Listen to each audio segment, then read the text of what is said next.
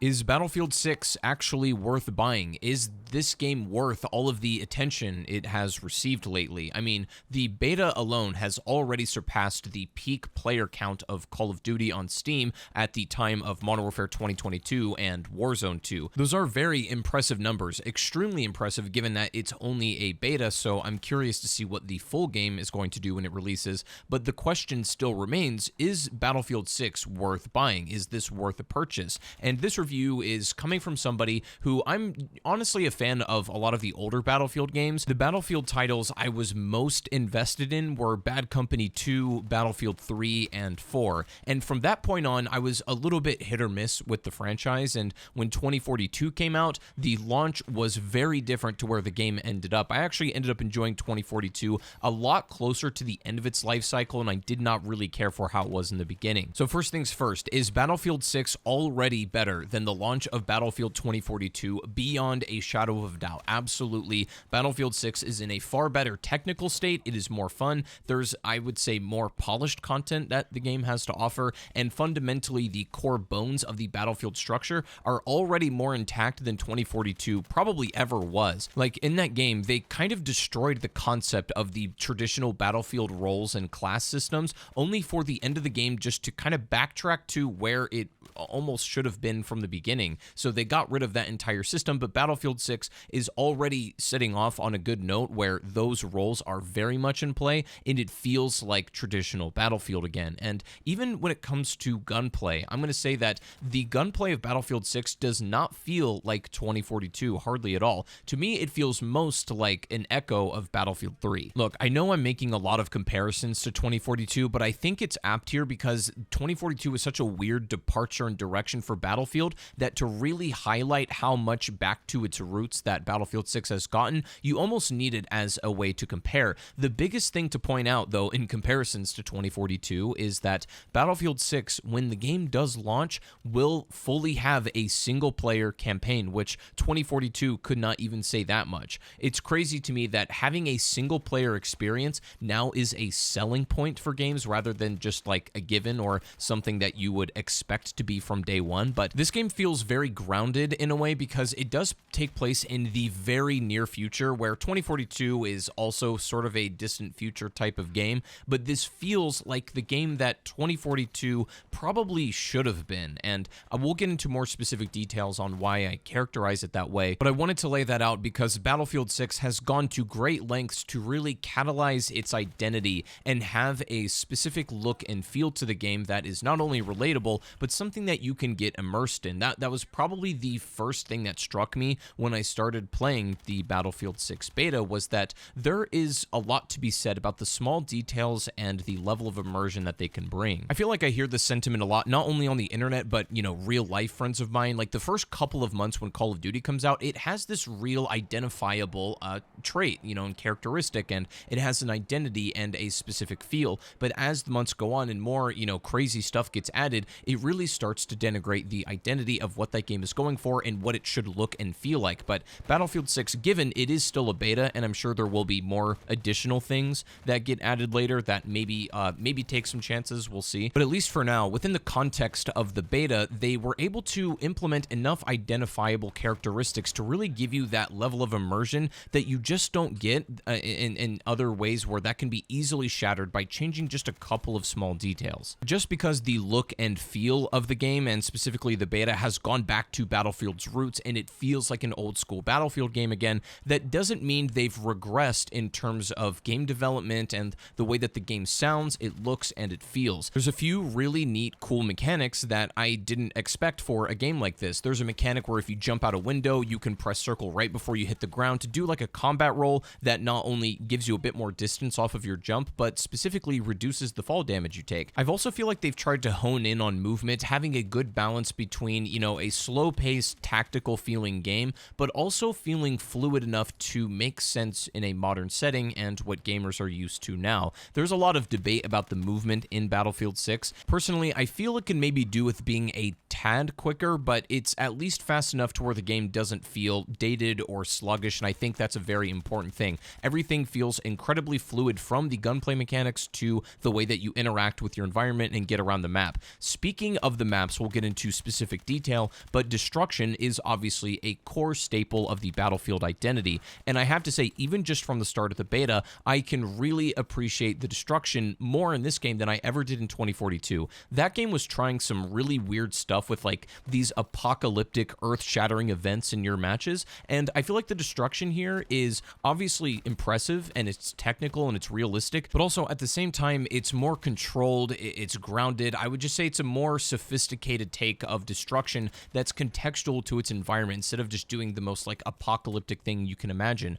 Obviously, that can be, you know, a nice spectacle every now and again, but that isn't the fundamental core of Battlefield 6. It feels just a lot more down to earth that way. Speaking of getting back to Battlefield's roots, we now have the more traditional class system where with a very, you know, well-defined role of assault, engineer, support, and recon. However, they have made some moderately controversial changes to the way that some of these classes function. Specifically, the assault class probably got the most tweaking and upgrading. And as someone who primarily loves to play assault in all Battlefield games, this was something that it perked my ears up because I wanted to know how this is going to fundamentally change the role itself and the pace of gameplay. The biggest change I would say to this class is they've added the spawn beacon to assault instead of giving it to recon. The reasoning is they want to encourage more like cooperative team-based play this way, because it being in the recon class, that's obviously a much more tactical, slow-paced kind of role, but a lot of people were, you could say that some recon players would use it very selfishly and just kind of use it as a personal tack insert instead of like,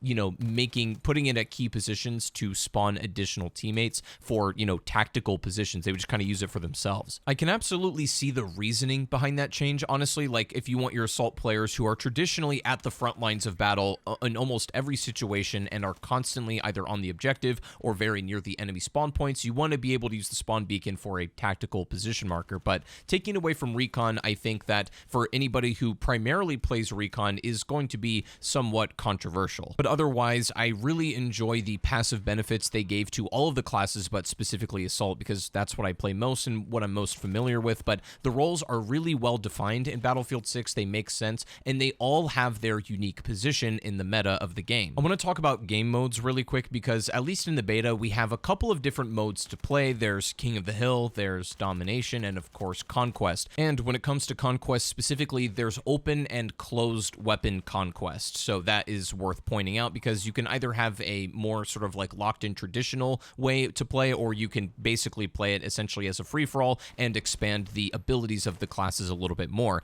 But the thing that I want to talk about is how it interacts with the maps. I mean, we only have a couple in the beta, to be fair, but I will say, as far as like Domination and small team infantry maps, I think the map size is genuinely perfect. I wouldn't do a damn thing about any of these. So far, anyways, I think the small team versions of the maps are fantastic in Battlefield 6. They're the perfect size and excellently paced. When it comes to Conquest is extremely fun as well, but I kind of do get the sense that these maps could do with maybe being just a little bit bigger. Like, it's nice to have an infantry meat grinder map occasionally, and you know, that obviously frantic fun can be a very enjoyable experience in Battlefield, but you don't want every single map in Conquest to feel that way, especially given that the entire point of Conquest is the variety and the dynamics that you can play with not only the classes, but also the integration and the substitution of the vehicles. You need a lot of that variety in there, and I think expanding the maps just a little bit would allow for a bit more breathing room for everybody involved. Because it's also a thing where, like, the better you get at the game, the smaller the maps are going to feel because you've gotten so accustomed to them, and the fact that I've already feel like I've gotten very accustomed to the Conquest maps in the beta means that I do think that these could do with being expanded just a little bit, and especially with the full release of the game, I hope that there is some more, you know, dynamic interactions in those. But as far as just like the small team maps, I actually think they're fantastic. When it comes to weapon customization, obviously we only have a limited number of features. We don't have the entire roster of the weapon selection or probably all of the attachments for those respective weapons as well. But what we do have is a really interesting system where you have like attachment points, where different attachments have different values, and so it's not really about the number of attachments you necessarily have, but rather the point value cumulatively. You have about 100 to spend on your weapon, which is a really neat feature, and I think it's integrated well here. My only real criticism of this is that honestly the UI just feels a little bit 2042-ish. Like, I couldn't help but feel that the entire UI of the game was maybe a little bit busy and kind of cluttery, but specifically looks and feels like the 2042 UI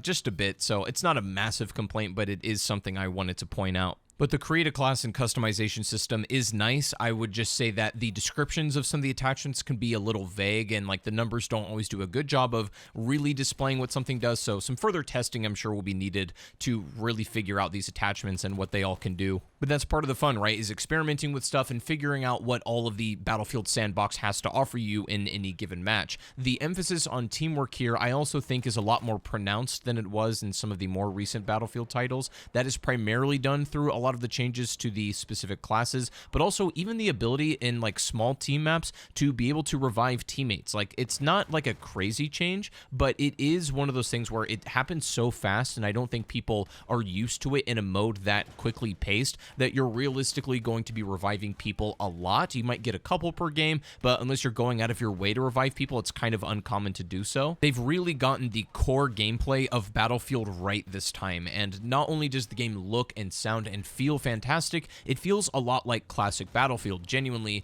this is the most fun I've had with this series since probably Battlefield 4, and that's really no surprise maybe to some of you, honestly. But the biggest, most controversial thing that Battlefield 6 has done has almost nothing to do with its gameplay, but it's how you access the game. If you didn't know, if you're playing on PC, Battlefield 6, the beta and presumably the full game, will not run unless you run Secure Boot on your PC, which, you know, for people who are a little bit more familiar with like PC and that kind of gaming, Secure Boot honestly isn't that crazy of a concept to need to run while you're playing a game. But for the layman, Secure Boot is not something you're going to think about going out of your way to do, and it is a requirement to play. This is one of their big anti-cheat measures, which I'm sure that it is very effective, but at the same time, you could make the argument that like it's EA's job to figure out a way to prevent cheaters from ruining the game instead of making the onus on the users themselves. This is just unfortunately another symptom of the ever-growing arms race between cheaters and the developers trying to maintain the security of their game. It's gotten to a point now where you need to run Secure Boot on your own system to at least play the game and hopefully prevent cheaters. Now, Secure Boot won't eliminate cheaters entirely because, you know, I'm sure there's ways to get around Secure Boot or to still cheat in the face of that, but it will make it more difficult for sure, at least for a while. And sure, again, Secure Boot is not the craziest thing to have to run on your PC to access this, and clearly it hasn't stopped people from accessing this beta, but it's like, where does it end? Once they figure out how to cheat using Secure Boot, then what's the next step? And, you know, it's going to put more onus on the players themselves rather than the developer or publisher making their own systems in place where you can kind of just play a game out of the box. It seems like that era of simplicity is definitely fading away. I mean, I played Battlefield, Bad Company, and 3 and 4 primarily on console, so obviously cheaters are significantly more rare to come by than it is on PC, and especially PC in current day. So it's a real problem they have to contend with, but should they be making that our responsibility to fix? Well, that's an entirely different discussion, but either way, it does seem like they at least are taking the problem extremely seriously to the point where some would argue it's maybe a little too far. But as far as my verdict of whether you should buy or play this game, I will say that if you've played any Battlefield titles in the past, maybe excluding 2042, if you've played anything before that and you enjoyed it even to some degree, I would say that Battlefield 6 so far is kind of the conglomerate of all of the best parts of some of those Battlefield games, and to me feels the most in touch with the spirit of like Battlefield 3 and 4. I'm hoping to see more well-designed maps like we have for small team infantry stuff, and I'm hoping to see maybe some more variation when it comes to conquest, maybe a little bit more bigger maps, maybe some of similar size to what we have in the beta, and maybe even another one that's a bit smaller. Just some variation across the board would be nice, but the game has great bones, it's well designed, and it's fundamentally a lot of fun. It's very enjoyable and is the most Battlefield I've played in literally years. Anyways, make sure to subscribe, let me know what you think down below. Thank you for watching, and I'll see you later. Peace.